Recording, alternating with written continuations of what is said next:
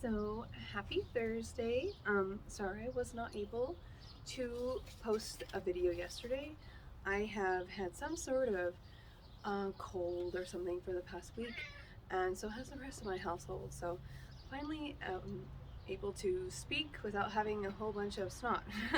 TMI, but it's the way it is. So my kitty's out here. If you hear him, I'm sorry, he's really loud too. I'm also outside again. Here shortly I should have new equipment. I think tomorrow it's supposed to be here, and I'll do most of these videos when I go up into the mountains instead of outside of my house. So moving on.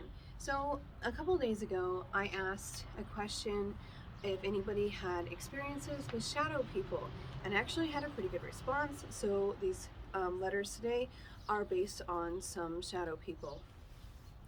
Okay, so the first one is the man at the top of my door frame, and that happens to be mine. So I woke up in the middle of the night, and it was so weird because for some reason, I don't even know why I woke up. And they say there's a connection with waking up at 3 a.m. and it actually was at 3 a.m.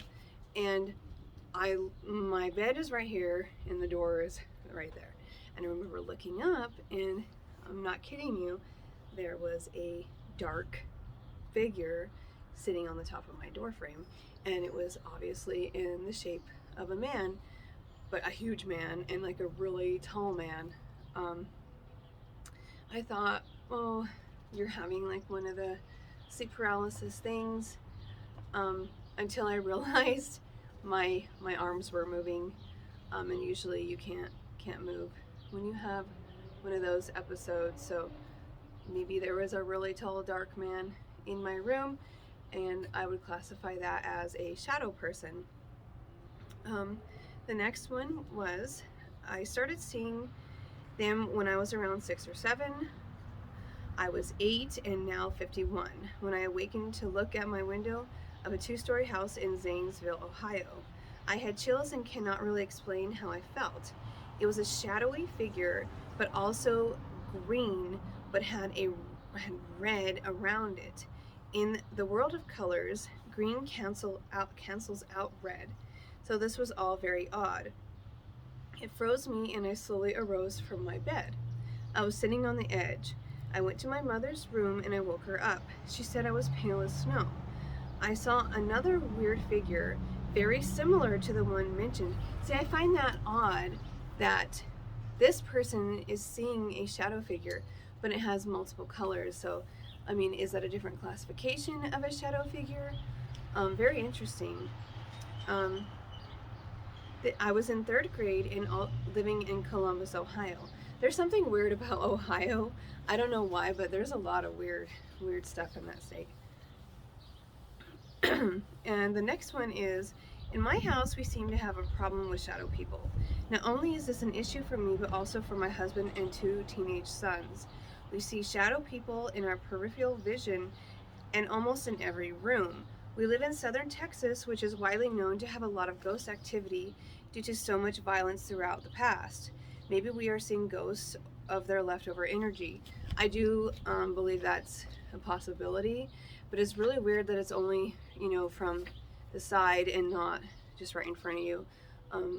Maybe that's something with like leftover energy, that they're not actually there. It's just like a repeated behavior.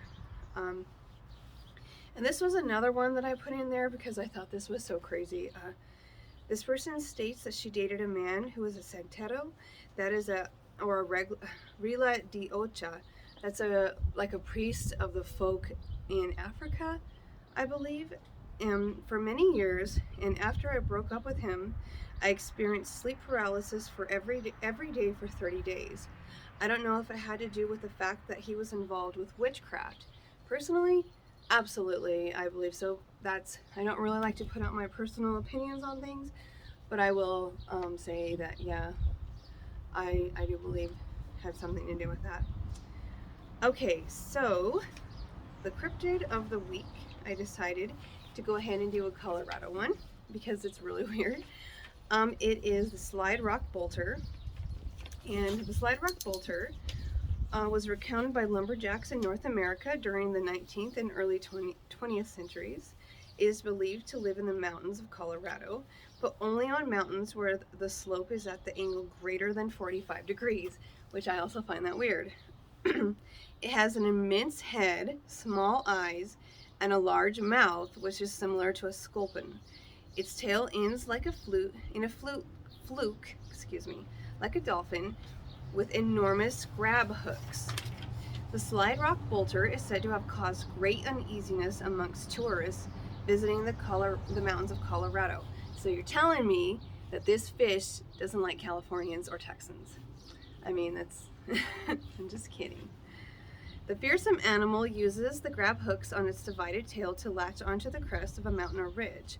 It will often remain motionless for days at a time, watching the gulch below for tourists or any other hapless creatures.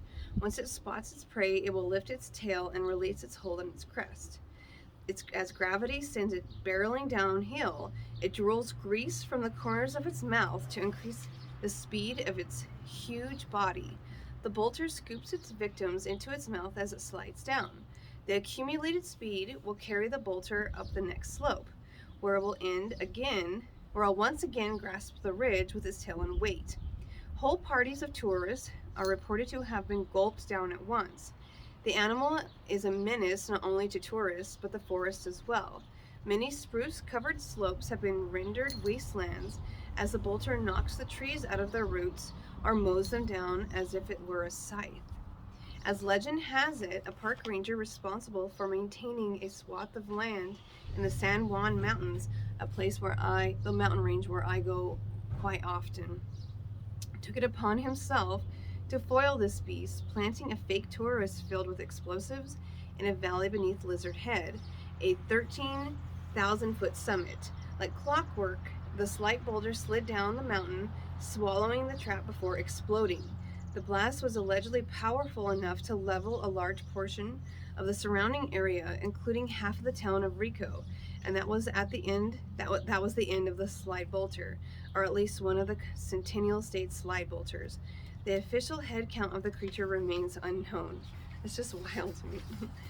Okay, so I got some art of it because so here somebody did an artistic picture of it, which I find is so cool. And that's one of the weirdest cryptids, which I think is funny because, you know, I live here and Colorado's strange. And here is another one, super ugly. So that is cryptid of the week. I will have another video next week and hopefully I'll have new equipment. You have a wonderful day, and if you have any paranormal testimonials that you'd like to share with me, please feel free to send me an email, and of course everything is 100% anonymous. Have a great day.